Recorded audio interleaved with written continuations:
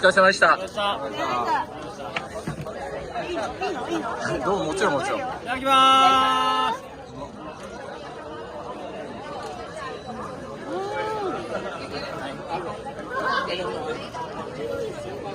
す。そう、今回かなり応援してくれる皆さんも心配したと思うんですがどんなレースだったかちょっと教えてください。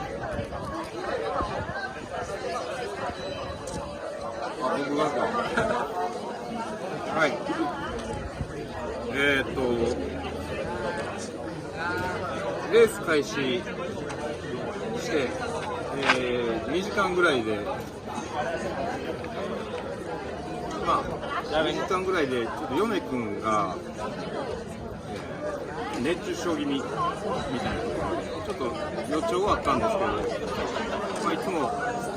米君のパフォーマンスじゃないなっていうところを見てくれて、ペースもなかなか上がらない状態で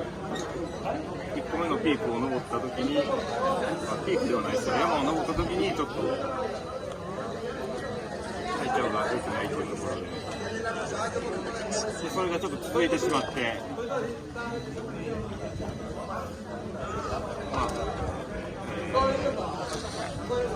これではレース続行が不可能というところで、3日目にリタイアすることになりました。でも残ったこの3人だけで残りの時間、エクスペディションからグアラニを続けようということで、今日ゴールするまで、レーススタートから8日間です。関門まであと3時間。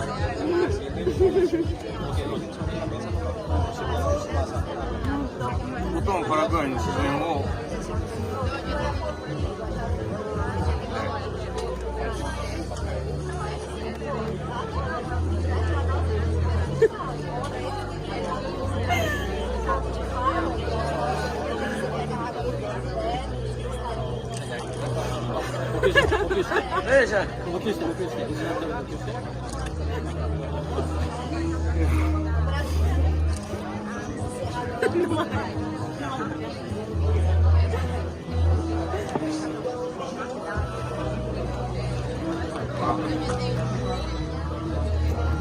無力感を感じるところだったんですけど、レ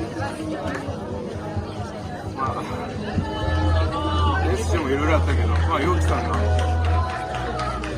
最後まで引っ張ってくれて、なんとか今日ゴールすることができました。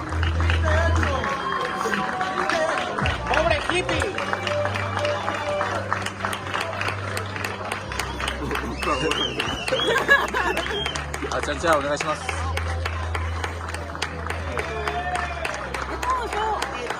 このレースで考えていたチームの目標ができなくなってしまって、そこからですね、3人で、この、リタイアしてしまったレースの、落としどころというか、ゴールを、どこに定めるのか、物理的なそのフィニッシュデートを決めるっていうところではなくて、チームとして、どこを目指して、っていうこのレースを続けていくのかっていうところを、多分それぞれが考えたと思うんですけれども、しっかりですね、そこの3人の考えをすり合わせして、自分たちが決めた、ゴールに向かって、こうして最後まで、進めていくことができました。レ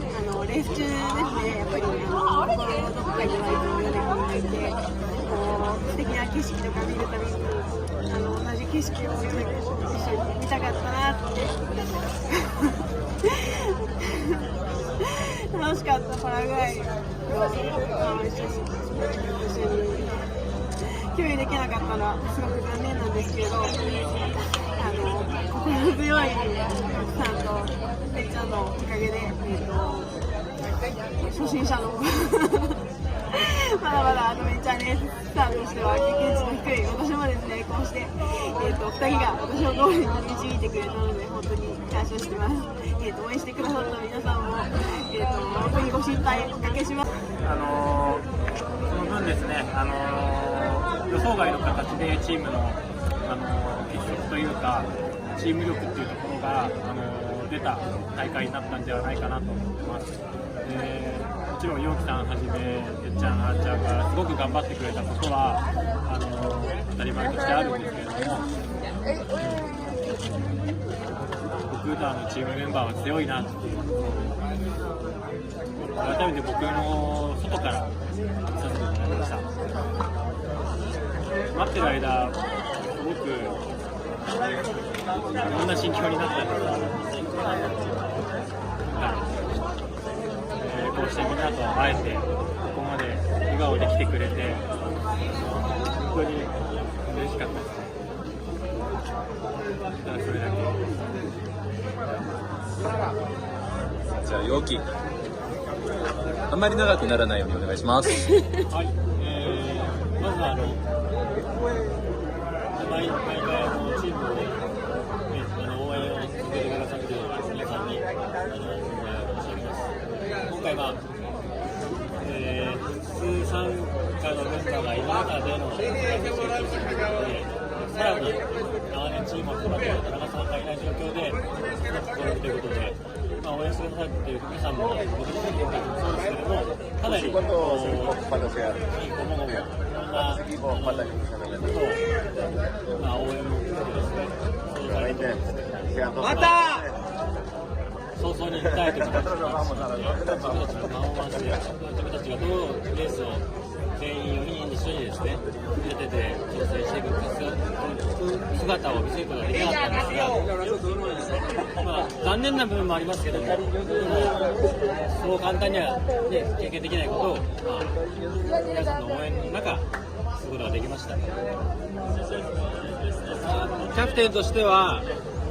前回のオレゴン大会から2度目の当選ということで、10%ぐらいは成長したかなと。ちょっとは自分の中で自覚はあるかなという感じです。また来年世界選手権は舞台を変えて確実になります。自分の中では5人たちは言ってないですけども、同じメンバーでお互いにこの舞台に立っているその時は成績を見せるように頑張りたいと思いますので、引き続き応援よろしくお願いします。本当に今回もありがとうございました。また会いましょう。